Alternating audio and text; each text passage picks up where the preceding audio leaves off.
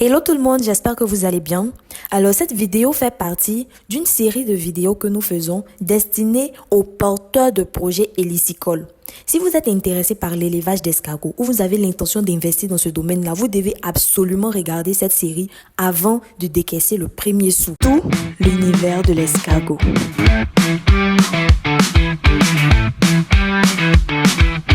Dans cette vidéo, je vais vous montrer les différentes espèces d'escargots qui sont élevées en Afrique de l'Ouest. Donc, je parle du Cameroun, du Bénin, du Togo, du Nigeria, de la Côte d'Ivoire et du Libéria.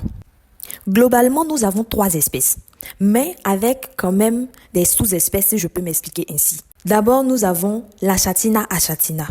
L'Achatina achatina, c'est l'escargot du debout. Qu'est-ce que je dis? Non, l'escargot du suspendu. Si vous voulez manger l'escargot, le meilleur des meilleurs, c'est celui-là que vous devez consommer. Enfin, vous avez déjà compris que c'est mon préféré.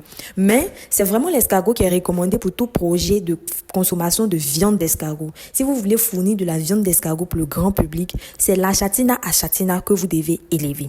Ensuite, on a le Lisa achatina fulica ou l'Achatina fulica.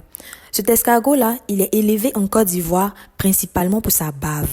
La viande de l'Achatina fulica n'a pas bonne réputation sur le marché ivoirien.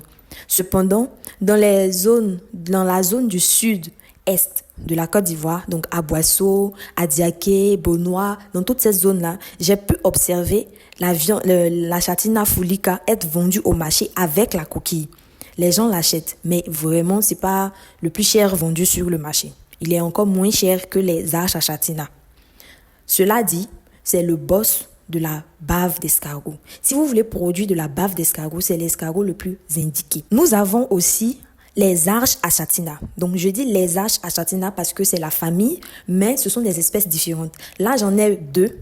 Il y a l'Achatina marginata, l'Achatina ventricosa, et il y a un autre Achatina marginata qu'on retrouve souvent au Cameroun, au Bénin, au Togo. Les Arches achatina ont la particularité de se développer assez vite en élevage, comparativement à l'Achatina achatina. Ils ont un cycle de ponte, un cycle de reproduction, un cycle de vie, des comportements en élevage, en bâtiment d'élevage, que ce soit dans le parc, dans la greenhouse, que ce soit dans les loges, dans les fosses, qui est différent de l'Achatina achatina. Il faut savoir que élever des Arches achatina et élever un Lisa fulica ou élever un Achatina achatina, c'est pas la même chose, c'est pas le même business, c'est pas les mêmes cycles d'élevage, c'est pas les mêmes durées, c'est pas les mêmes investissements, c'est pas les mêmes dispositions à prendre en termes de tenue d'élevage. Il y a quelques subtilités qu'il faut connaître, il faut prendre en compte pour éviter de perdre son temps ou mettre ces escargots en difficulté. Avec les Arches achatina, vous allez récolter des œufs toute l'année.